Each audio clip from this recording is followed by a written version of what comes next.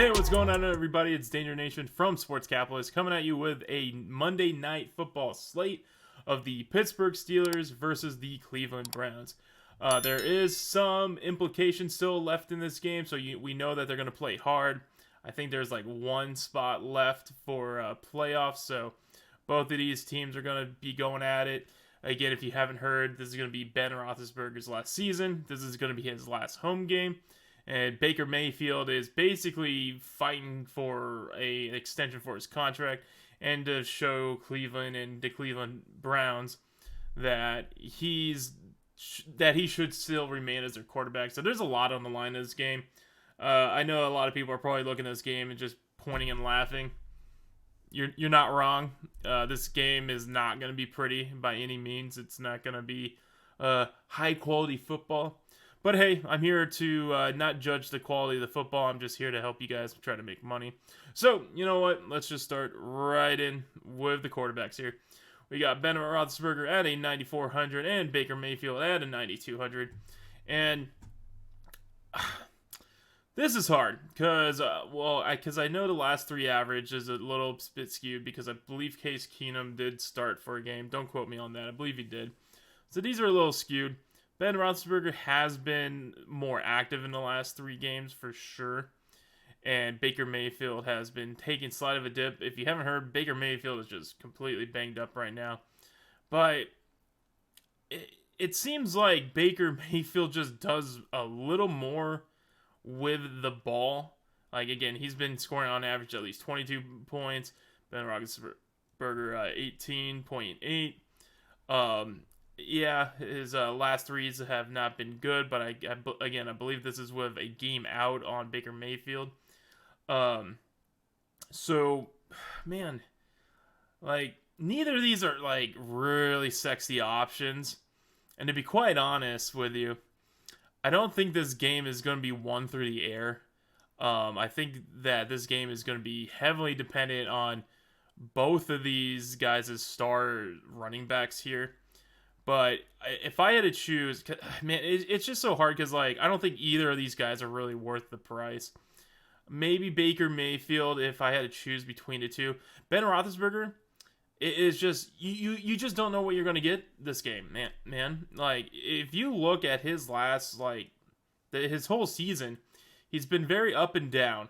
And even when he's been up, it doesn't even look good. He's been struggling this whole season. I'm surprised he's still playing. Again, it's his last season. He knows it. We know it. Everyone knows it. He's asking his old teammates and family to come to his last home game. Maybe with the power of love and friendship and family, he's going to ball out, but I'm still not seeing it. Cleveland does have a pretty decent defense too, but if I had to choose again, I would. If I had to choose a quarterback, and I'm kind of advising not to this week on either one of them, because again, we just don't know what we're going to get out of these guys. I would probably lean a little bit more towards Baker Mayfield, because, at least he's throwing touchdown passes, unlike Ben. Anyways, going on to the running backs here, and again, no surprise, they're starting the star running backs. Going on here, way more expensive than their QBs. We know where the ball is going to go for these guys. Nick Chubb at a 11,600. Najee Harris not too far behind with $800 less. I'm actually kind of surprised he's that much less, but I think that might be just a recency bias thing because Nick Chubb has been performing really well. He has missed quite a bit of football, and that's also kind of why I'm surprised he's up so high. Also because Najee Harris, like Ben Roethlisberger, just loves to like do a quick pass to him real quick, and DraftKings does PPR, so every catch ball is a point. And if you just see here, the numbers are honestly a little bit more worth it here on Harris' side. But again, a lot of this stuff is because Nick Chubb has been out, and he's also been sharing the backfield with Kareem Hunt. He is still questionable. I think it's a game day decision.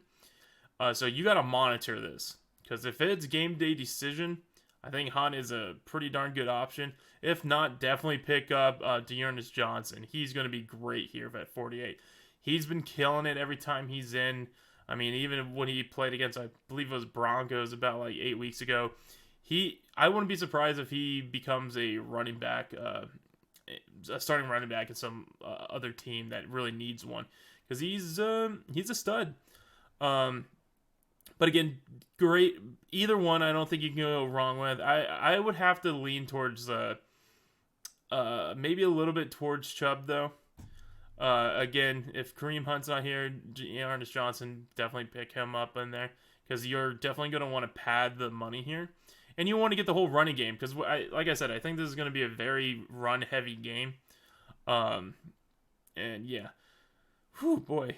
Like, this game is just kind of gross to look at. I'm just going to be honest with you. It's very straightforward on, like, who's going to be active or not. Or not active. Who's going to play well or not. Because, like, when we go over to the wide receivers here, I don't believe Deontay Johnson is worth 10,000 at all. He's been getting a lot more looks from Ben, for sure. But if you look at the last, like, I think it was the last 2 games, he's only scored a touchdown in garbage time. And that's why he's staying his stats here at 10,000. That is still way too dang high here. I honestly think there's a lot of good value, honestly, across the board here. Like, Jarvis Landry has been the wide receiver 1 for Cleveland. Chase Claypool, maybe this is the week, you know. He's been very boomer bust, and when he's bust, he's bust for a long time. But he's been generally quiet, so hopefully this is the game that he steps up and all that. Higgins and Peoples-Jones. Peoples-Jones has definitely stepped up in a few games too. I mean, the most infamous one was when they let go of OBJ. He stepped up. I think he scored like 25 points that game. He's doing amazingly well. And McLeod has actually been stepping up too as their wide receiver 3. He's actually been kind of getting like a little bit more action. No, wait, was it McLeod? It was Washington. No, I think it was McLeod. He's been getting a little bit more action in recently with, like, again, Ben is just trying to throw it where he can, and this guy's doing like real short slants inbound, you know, just to try to get that extra 4 yards. So, you know, I think McLeod is like worth maybe 10 points. He's definitely worth the 3 point. He's definitely worth the 3,400, in my opinion. And I believe he has scored a couple of touchdowns more recently too. Unfortunately, Juju Smith-Schuster is out. And with that, we're going to just be going straight into the tight ends here. And then Muth. I think Muth. I think he's definitely a really good pickup here at 66. Again, I honestly think this would actually be a pretty darn good captain play for Muth. He's very red zone dependent, but like, man, if they can get to that, like, you know, 3rd and 4th, like into the red zone here, he generally looks at Muth like, you know, he's just gonna do an L route right through the right through the middle of the play, and just use that big body to grab that touchdown. It's a very common play across the board on almost every team.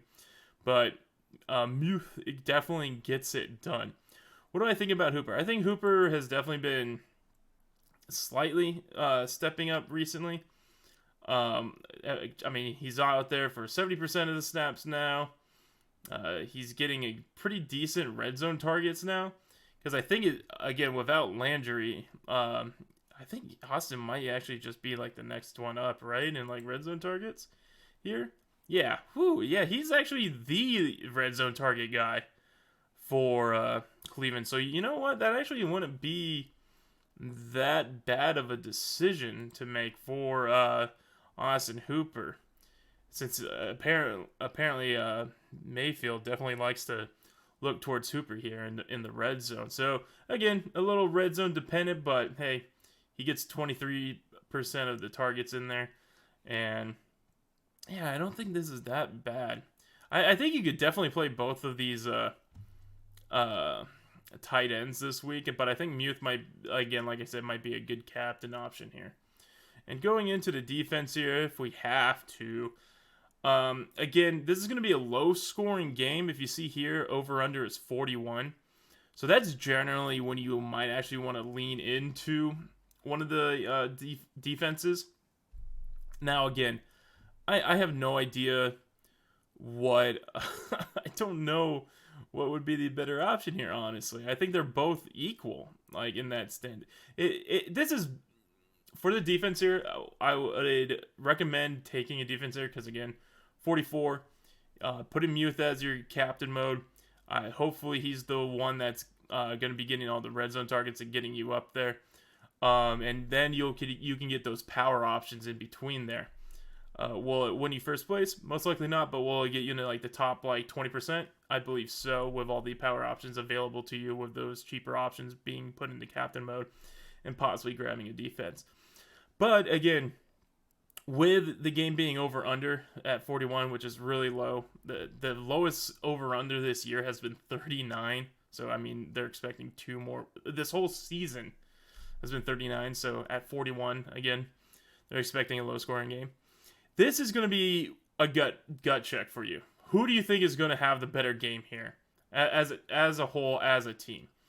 So if you want to make like 2 different lineups of like, you know, one with the Steelers and one with the Browns, go for it. Because I am not going to try to convince you either way.